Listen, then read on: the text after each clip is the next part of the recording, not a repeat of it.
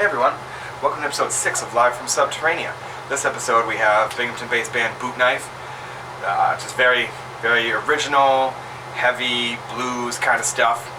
You'll see when they play their set, and then they're going to join on the couch to do a little interview, talk about the film that they just made and wrote a soundtrack for, and there's going to be a preview for that short film later in the episode. So hopefully you enjoy all that. Hopefully you can also, seen the other episodes 1 through 5 with Grown-Ups and Floodlands, Unethical, Latch and Key, and Ground Sweat. There's a lot more to come, and enjoy.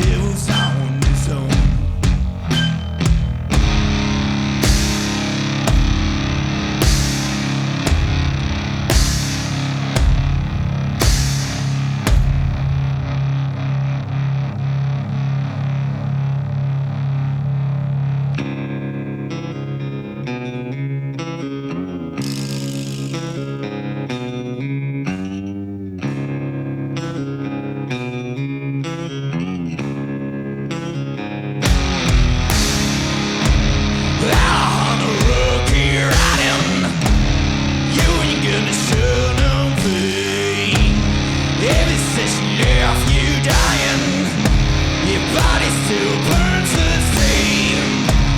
Out on the road, keep riding. You ain't gonna shut up pain. Ever since you left, you dying. Your body still burns the same. Pack your bags, going far away. The open road calls a name. Out on the road, keep riding. You ain't gonna show no pain. Ever since you left, you dying. Your body still burns the same. Out on the road, keep riding. You ain't gonna show no pain. Ever since you left, you dying. Your body still burns the same. Day after day, wound in your face. Her memory finally gone away. Out on the road, keep riding. You ain't gonna show no pain. Ever since you left, you dying. Your body still burns the same. Out on the road, keep riding. You ain't gonna show no pain. Ever since you left, you dying.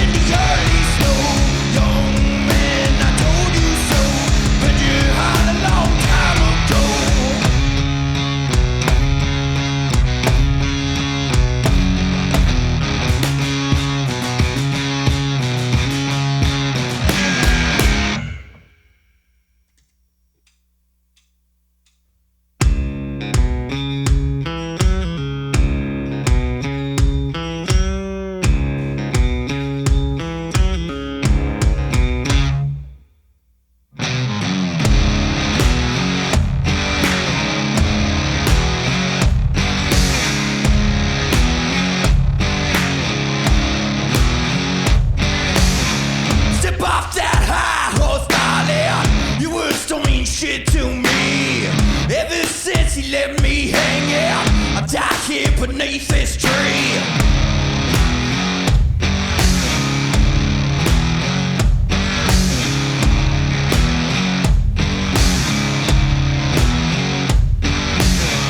Go on down and live your life. Promise I'll be just fine. Even though these wounds healed over, the scars return at night.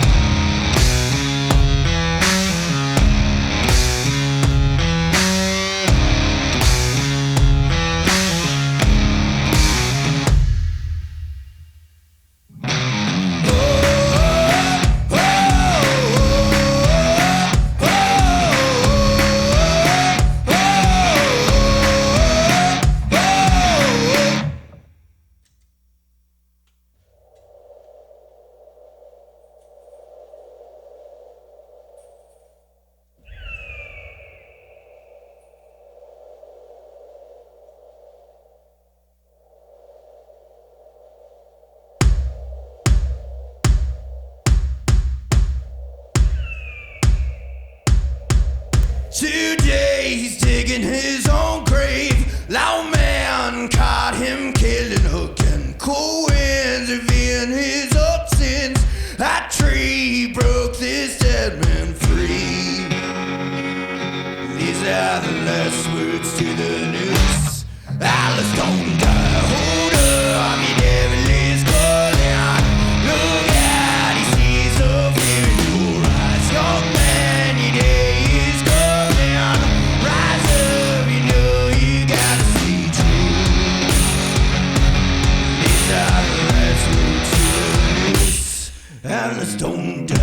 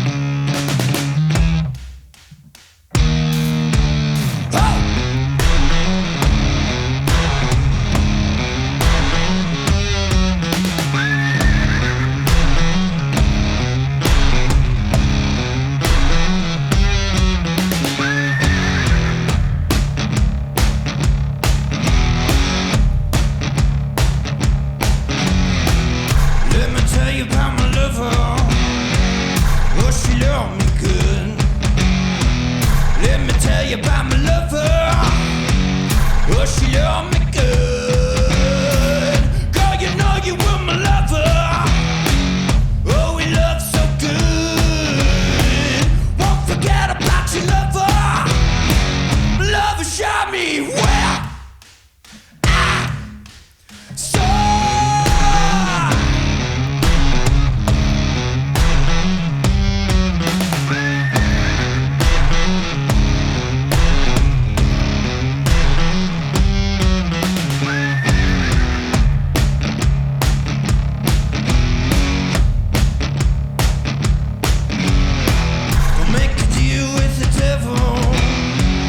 Take yourself for good. Don't make a deal with the devil. Take yourself for good. Don't make a deal with the devil. Even if you should. I made a deal with the devil. The devil shot me where I saw.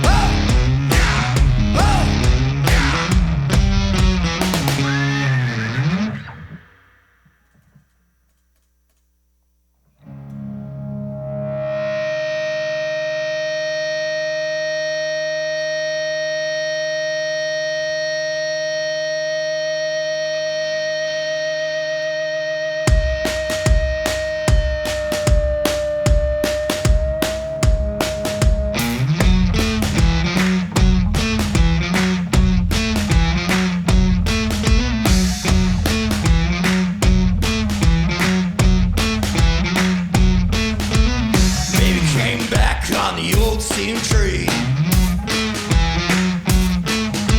She's got a hat 'cause it looks like rain. Baby's been cheating with what's his name. Red shirt side the head will never be the same. Red shirt side the head will never be the same. He's a bad motherfucker with the deep blue eyes. The only truth about him is he's full of lies. The only truth about him is he's full of lies. He's a bad motherfucker with the deep blue eyes.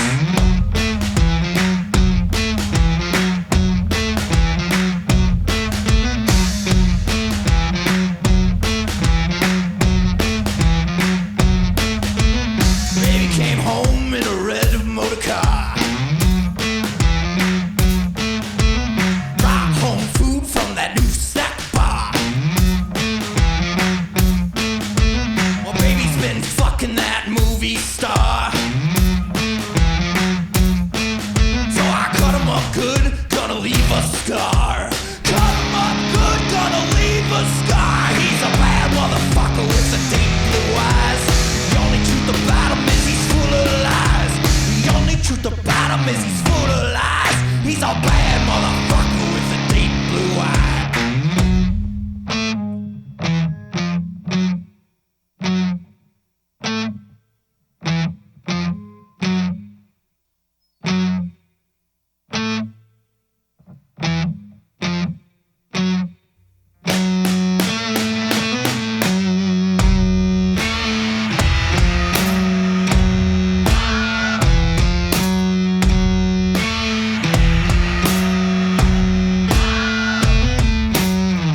Making wishes on a shooting star. She wants to go away, leave fast, go far.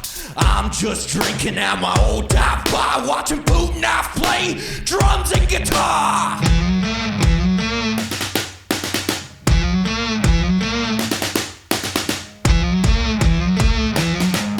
He's a bad motherfucker with the deep blue eyes.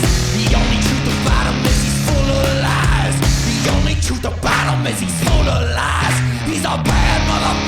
with the deep blue eyes. Yeah, a bad motherfucker with the deep blue eyes. The only truth about him is he's full of lies. The only truth about him is he's full of lies. He's a bad motherfucker with the deep blue eyes.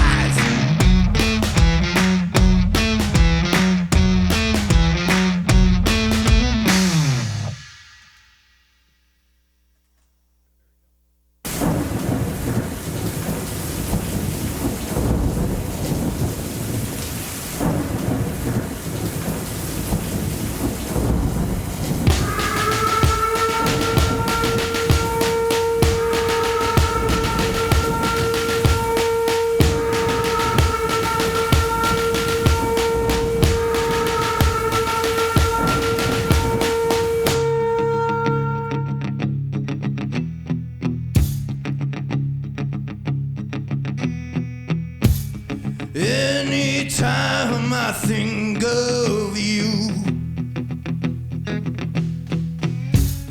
I just don't know what to do. 'Cause every time I look at you, all I see are dreams come true.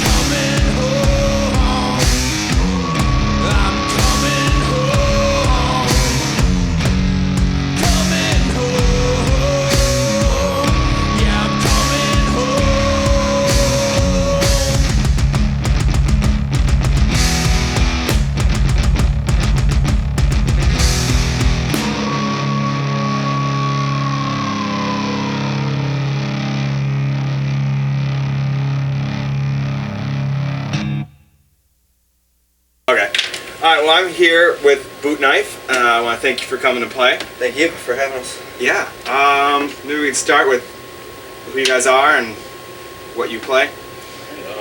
My name is Christopher Lantry, and I play drums and percussion and samples. I'm Randy Bazin. I play guitar and I sing. Well, how did this band come together? You take it. Alright, well, this guy here, he came to work at the same place that I work, and he had his heart broken by a lady, and I was like, oh, I got a friend in need here. He plays music. Let's start a project together. And I showed him this record that I liked, and was like, if I was going to do a two-piece band, this is what I would want to do, something like this band. And he said, I got an old pile of drum stuff, and I play guitar, you play guitar, but do you sing? And he's like, I sing too. I was like, all right, well, I don't sing, so I guess I'm going to play drums now. So I pieced together this weird kit, and we kind of just figured it out. And we still work together and live in the same village and practice a couple times a week. Just started writing songs. Awesome. So it was the intent from the beginning to be a two-piece? Yes. Oh, absolutely. It wasn't like a lack of people? No. It's like we just, because it's easier. Oh, yeah, definitely. Decisions. It's yes or no. Like, you want to have practice? It's yes or no. That's it. The other person says yes or no. There's no three other people saying yes or no. It's just, that's it. That's the only way to do it. Oh, yeah. It works out very well. So now with the drum set, how did you decide? First, I was sitting What to down. pick? Well, everybody, when they give you old drum stuff, they take the cymbals. The cymbals are expensive, and they want those. They want the stands, but they leave behind the shells, old shells that they don't care about. So that's all I had. So I thought, all right, I'm gonna just play these huge drums. It's gonna be this massive sound, and then all these random hand percussion things that I'll make. Some of that stuff I made first, and then I bought better ones after. But I was sitting down at first, but then my throne kept breaking, and my snare stand kept breaking, and I just kept sinking down. So I'm trying to play these drums that are too tall, but I'm smashing my knuckles. I can't get any force on them.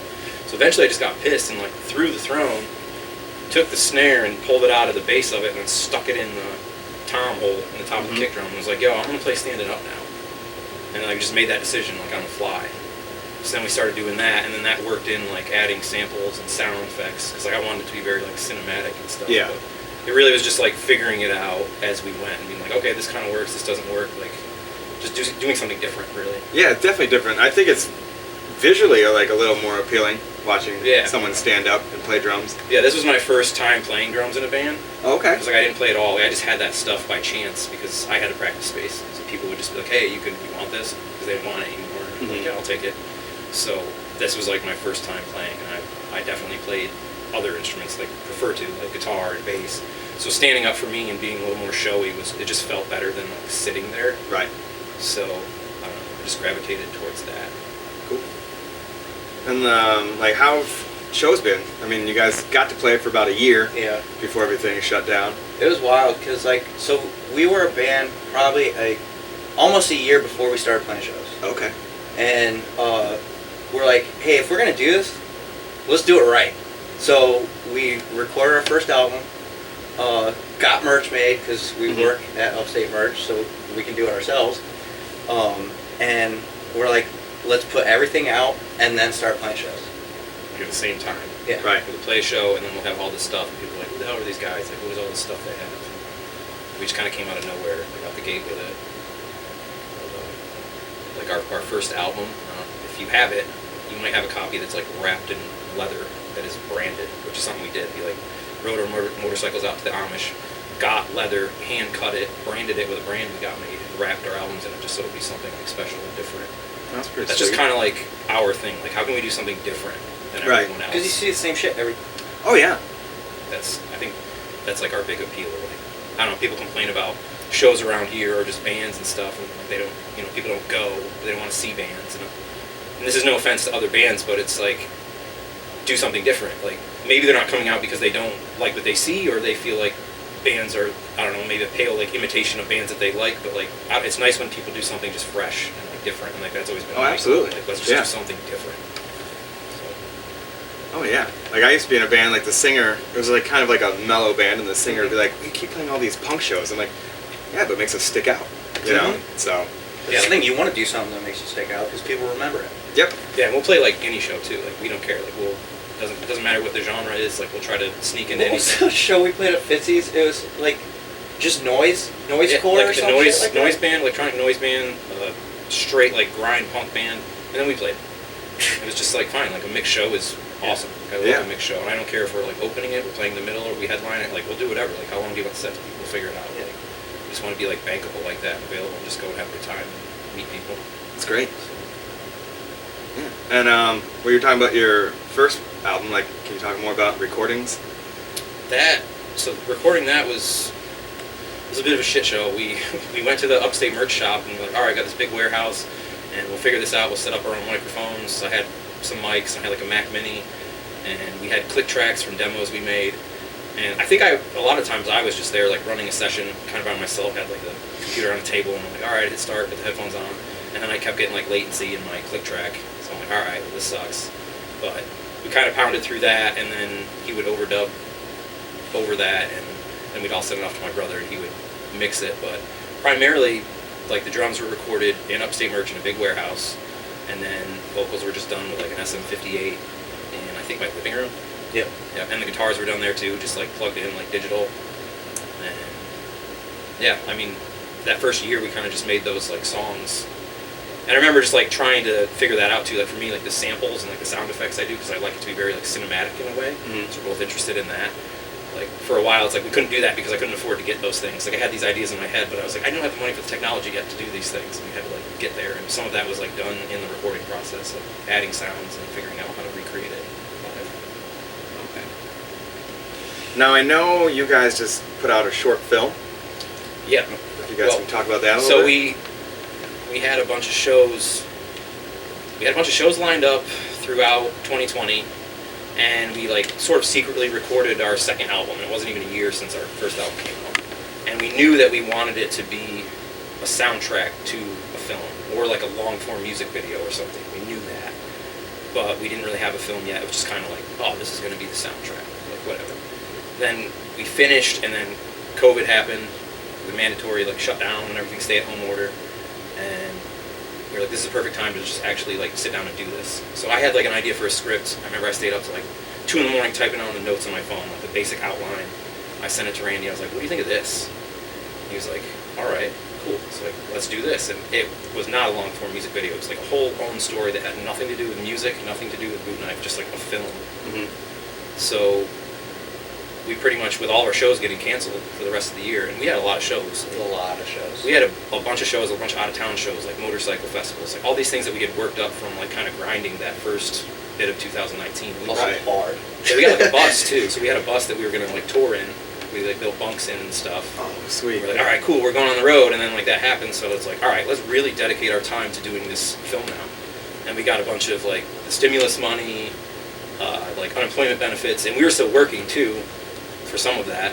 Mhm. So we used that money to like fund this thing. We probably put in like 15 or 16 grand into making this film, and I just rallied a bunch of friends together with this script and was like, hey, who wants to do this?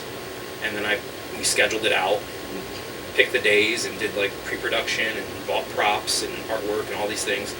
And we started in August. It was like every Saturday we would start shooting this film. And we finished in September, and then it was all, I think we did our cast and crew screening in October. We showed everybody, and we just basically had the whole album. Let's just pick songs and use it to score scenes. And we kind of just sat on it for a while because we didn't really know what to do with it. Like, how are we going to release it in the climate that we have right now? In January, I started submitting it to film festivals.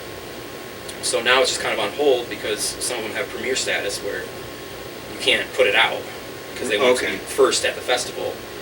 So it's winning awards now. Like it's, I think it's got a bunch of awards. It won, like 9 or 10? Yeah, it's like a neo-noir western. It sort of takes place in the near future.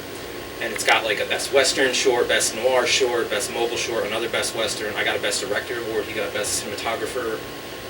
That's fantastic. And there's just a whole handful more of like festivals that it's gonna go through that we might get selected for. So they tell us that like even just getting selected in some of these is a pretty big deal. And like we don't really know much about it because this is like the first time we've made a film. We're a like band. this. Yeah. Yeah. Well, hopefully you can play some of these film festivals. Yeah, that's the thing. Like we forget about that because there's a whole album too. The whole idea was like, let's make this little film to go with our album so we can like sell more records, like to give our album more appeal and more music, so people are like, oh, there's this like cool thing this band did. But now it feels like, shit, we're kind of like filmmakers now, and this album is kind of like in the back seat. This thing sort of like took over, which is also equally cool. Right. But It's the unexpected. yeah, I think our plan now is to just ride out these festivals, see how that goes, and then when Everything opens back up. You're like, hey world, here it here's is. our stuff. But as how we're going to do that, I think we're going to do hard copy releases and Yeah. digital releases and stuff, so people can get it however they want to. I think we're going to just put it out at the end of this year, no matter what. We're going to be like, here it is, so they can watch it. Yeah, I look forward to seeing it. And the Trailer's out. Oh, the trailer is The out. trailer's on, YouTube, and we have it, so we can give that to you if you want to put this in the show. Yeah, I would. Yeah, it'd be awesome. Well, it's called The Ballad of Bootknife Bell. Great. All right, well, thank you so much for coming. Yep, no problem. Thanks for All having right. us. Cool.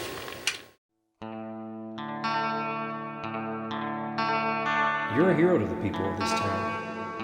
I mean, hell, you're a living legend. They're gonna write stories about you, and your name's gonna live on forever. I love you, Belle.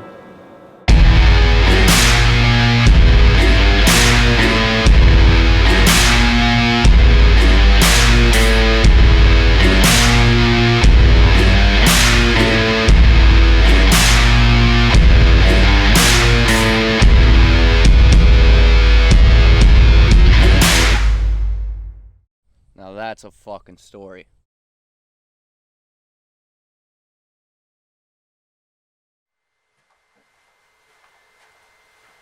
Hey, I hope you enjoyed this episode 6 with Bootknife. As I always say, spread the word, share this as much as you can, get people to subscribe so we can get more views and more eyes onto all this great Binghamton and upstate New York talent. So, yeah, keep spreading that word.